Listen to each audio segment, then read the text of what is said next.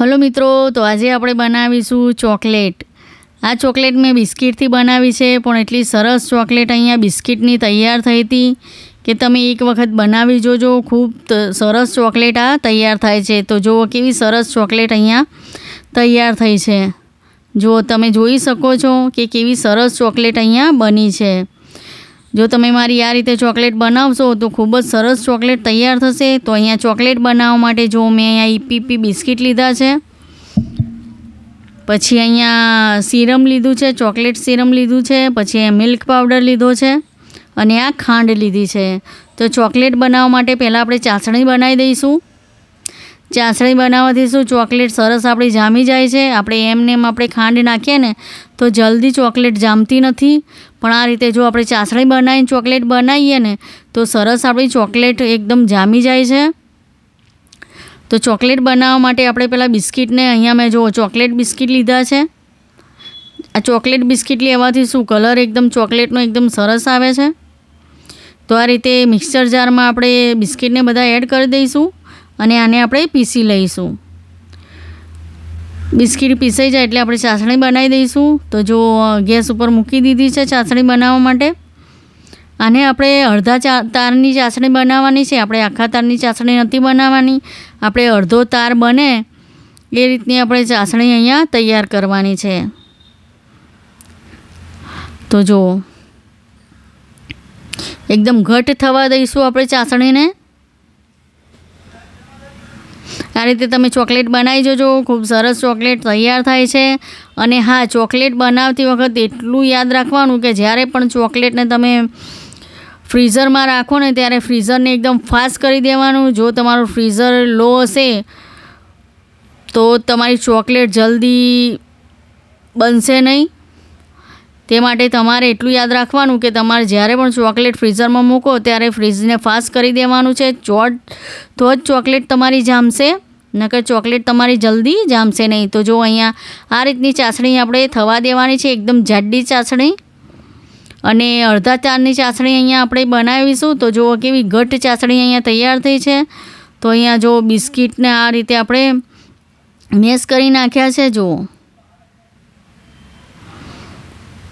તો આ રીતે મિક્સરમાં પીસી નાખ્યા છે બિસ્કિટને. તો આ બિસ્કિટને આપણે ચાસણીમાં એડ કરી દઈશું. પછી આ રીતે એકદમ મિક્સ કરી નાખીશું. આને એકદમ મિક્સ કરવું પડશે, કેમ કે આમાં ગાંઠા સહેજ પણ ના રહેવા જોઈએ, નકર ચોકલેટ આપણી સારી નહીં બને. તે માટે આને એકદમ મિક્સ કરવાનું. આને મિક્સ કરતા જ વાર થાય છે.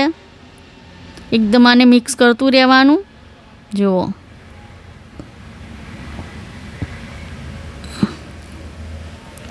તમને મારો વિડીયો અને આ રેસીપી સારી લાગે તો મારી યુટ્યુબ ચેનલને લાઈક, સબસ્ક્રાઈબ અને શેર જરૂરથી કરજો. કમેન્ટ કરીને મને કહેજો કે તમને કેવી લાગી. પછી આપણે અહીંયા જો આ જે સિરમ લીધું છે ચોકલેટ સિરમ તે એડ કરી દઈશું. આ એડ કરવાથી શું ચોકલેટનો કલર એકદમ સરસ આવે છે.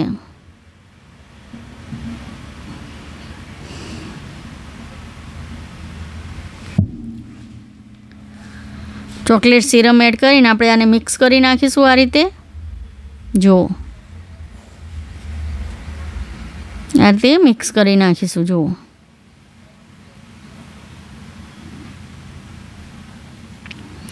હવે આપણે તેમાં મિલ્ક પાવડર એડ કરીશું. મિલ્ક પાવડરથી શું ચોકલેટ સરસ આપણી જામી જાય છે.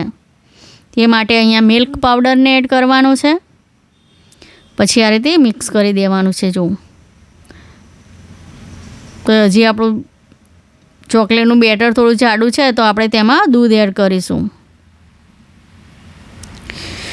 આપણે દૂધ એડ કરીને એક જ ડાયરેક્શનમાં આને હલાવવાનું છે. એકદમ રબડી જેવું થઈ જવું જોઈએ. એકદમ જો આ રીતે મિક્સ કરી દેવાનું છે. સહેજ પણ અંદર ગાંઠા ના રહેવા જોઈએ, નકર ચોકલેટ આપણી સારી નહીં બને. તે માટે આ રીતે આપણે આમાં આ જ પ્રોસેસ વધારે કરવાની છે, મિક્સ કરવાની. કેમ કે જેટલું આ મિક્સ કરીશું ને તેટલી જ ચોકલેટ આપણી સરસ બનશે. તો જો આ કેવું રિબિન જેવું પડે છે તેવું પડવું જોઈએ. આ રીતે જુઓ હવે આપણે ચોકલેટ બનાવવાનું બેટર સરસ આપણું તૈયાર છે. એકદમ આપણે ઉપરથી પાડીએ ને તો એકદમ રિબિન જેવું પડવું જોઈએ. તો અહીંયા જો ચોકલેટનું મેં મોલ્ડ લીધું છે, તો તેમાં આપણે આ બેટરને આ રીતે ભરી દઈશું. તો જુઓ કેવું સરસ રિબિનના જેમ પડે છે ને, આવું બેટર આપણે એકદમ જોઈએ છે. તો જુઓ આ રીતે ભરી દઈશું.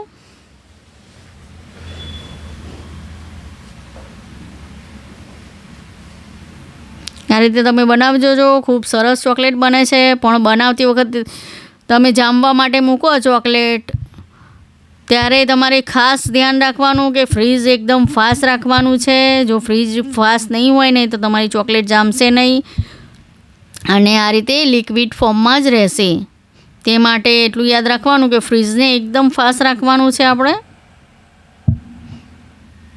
તો જ સરસ તમારી ચોકલેટ જામશે.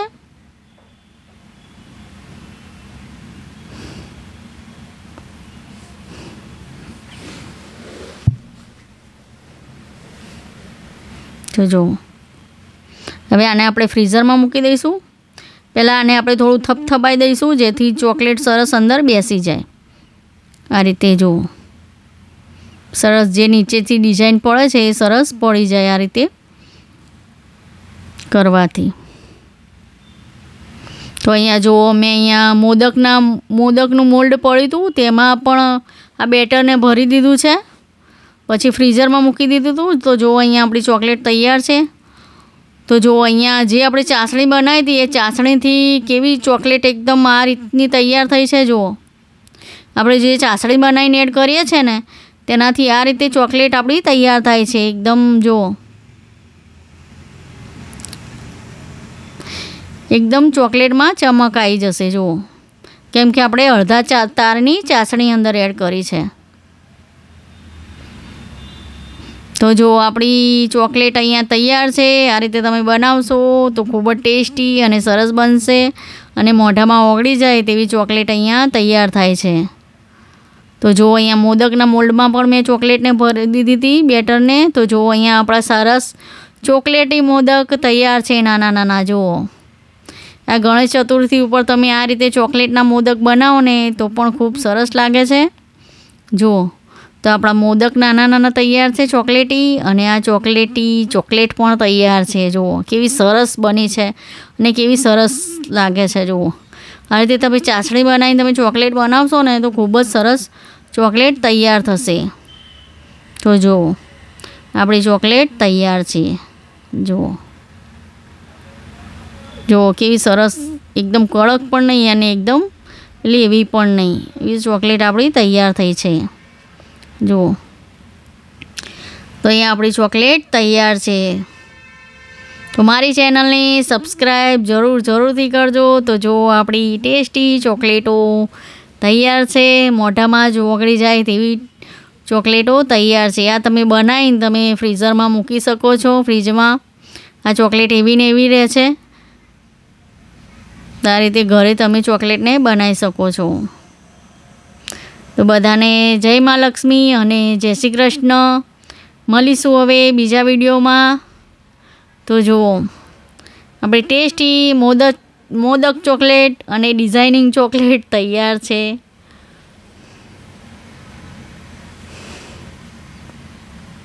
તો જુઓ કેવી સરસ દેખાય છે અને બનીતી પણ ટેસ્ટી, એકદમ દેખાય છે પણ ટેસ્ટી અને બનીતી પણ સરસ.